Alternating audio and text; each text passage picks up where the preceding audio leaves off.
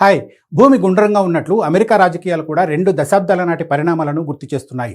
20 ఏళ్ల క్రితం George bush ఎలాంటి క్రైసిస్ని ఎదుర్కొన్నారో ఇప్పుడు ట్రంప్ కూడా అలాంటి సంక్షోభంలోనే ఉన్నారు. అప్పట్లో బుష్కు ఇరాక్ యుద్ధం రాజకీయంగా ఎదురుదెబ్బలు తగిలేలా చేస్తే ఇప్పుడు ఇరాన్ యుద్ధం ట్రంప్ కొంపముంచబోతోంది.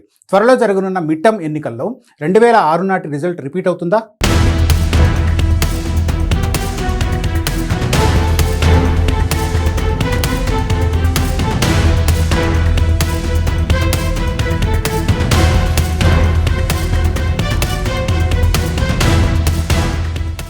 20 ఏళ్ల క్రితం అమెరికా మధ్యంతర ఎన్నికల సమయంలో దేశంలో పరిస్థితులు ఎలా ఉన్నాయో ఇప్పుడు కూడా అమెరికాలో అదే వాతావరణం కనిపిస్తోంది. అప్పుడు అధ్యక్షుడు జార్జ్ బుష్ రెండోసారి అధికారంలో ఉన్నారు. ఇరాక్ యుద్ధం బుష్ ప్రభుత్వానికి ప్రధాన రాజకీయ భారంగా మారింది.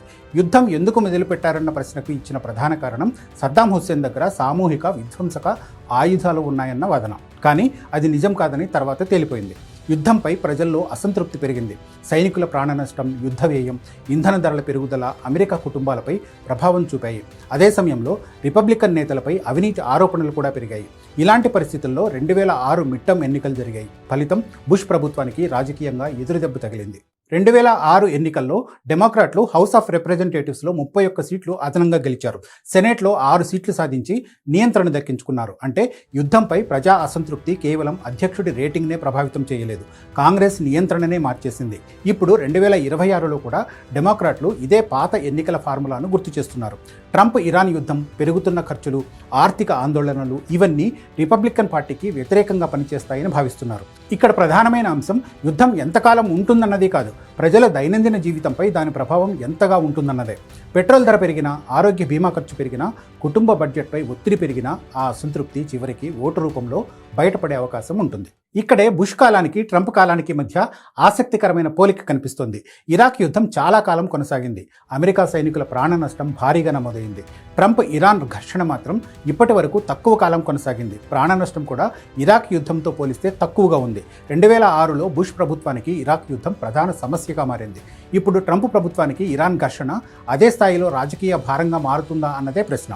డెమోక్రాట్లు ఇప్పటికే దీనిని ఎన్నికల ప్రధాన అంశంగా మార్చే ప్రయత్నం చేస్తున్నారు. 2006లో డెమోక్రాట్ల ప్రచారంలో మరో ముఖ్యమైన ఆయుధం ఆర్థిక భారం. అప్పుడు బుష్ ప్రభుత్వం సోషల్ సెక్యూరిటీని ప్రైవేటీకరించే ప్రతిపాదనను ముందుకు తెచ్చింది. డెమోక్రాట్లు దానిని తీవ్రంగా వ్యతిరేకించారు. ఇప్పుడు పరిస్థితి కొంత భిన్నంగా ఉన్నా రాజకీయ వ్యూహం మాత్రం దగ్గరగా కనిపిస్తోంది.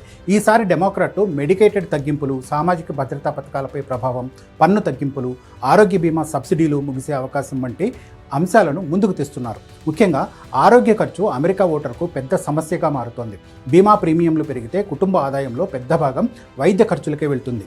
డెమోక్రాట్లు ఇప్పుడు ఇదే అంశాన్ని 2026 ఎన్నికల్లో రిపబ్లికన్లకు వ్యతిరేకంగా ఉపయోగించుకోవాలనుకుంటున్నారు. ఇక మరో పోలిక అవినీతి ఆరోపణలు, వ్యక్తిగత వివాదాలు. 2006లో రిపబ్లికన్ పార్టీపై కల్చర్ ఆఫ్ కరప్షన్ అనే విమర్శ బలంగా వినిపించింది. మార్క్ ఫోలీ వివాదం అప్పట్లో రిపబ్లికన్ పార్టీకి పెద్ద సమస్యగా మారింది. ఇప్పుడు కూడా రిపబ్లికన్ నేతలను చుట్టుముట్టిన లైంగిక ఆరోపణలు, ట్రంప్ కుటుంబం, ఆయన మిత్రులపై అవినీతి ఆరోపణలు రాజకీయ చర్చలోకి వచ్చాయి. అయితే ఇక్కడ ఒక ముఖ్యమైన తేడా ఉంది. 2006లో జరిగిన ప్రతి వివాదానికి ఒకే రాజకీయ మూలం ఉందని చెప్పడం ఎంత తప్పో, ఇప్పుడు జరుగుతున్న ప్రతి వివాదాన్ని ఒకే కేటగిరీలో పెట్టడం కూడా అంతే తప్పు. అయితే ఎన్నికల సమయంలో వీటి మూలాలతో సంబంధం లేకుండా ఇవన్నీ ఓటర్ల మైండ్ సెట్ను తప్పకుండా ప్రభావితం చేస్తాయి. అయితే 2006 మళ్ళీ 2026లో రిపీట్ అవుతుందని ఇప్పుడే చెప్పగలమా అంటే సమాధానం చెప్పడం కష్టం. ఎందుకంటే అమెరికా రాజకీయాలు 20 ఏళ్లలో పూర్తిగా మారిపోయాయి.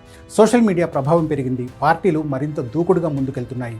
ట్రంప్ రాజకీయ శైలి కూడా బుష్ కాలంతో పోలిస్తే భిన్నంగా ఉందని చెప్పాలి. అయితే అప్పటికీ ఇప్పటికీ పోలికలు మాత్రం ఉన్నాయి. 1, అధికారంలో ఉన్న పార్టీపై ప్రజా అసంతృప్తి. 2, యుద్ధం, జీవన వ్యయం వంటి నేరుగా ప్రజల జీవితాలను ప్రభావితం చేసే అంశాలు. 3, అధికార పార్టీ నేతల చుట్టూ వివాదాలు, అవినీతి ఆరోపణలు. ఈ 3 అంశాలను ప్రజలు సీరియస్గా తీసుకుంటే అమెరికా మిడ్ టర్మ్ ఎన్నికల్లో 2006 తరహాలోనే ప్రజలు అధికార పార్టీకి వ్యతిరేకంగా తీర్పు ఇచ్చే అవకాశం లేకపోలేదు.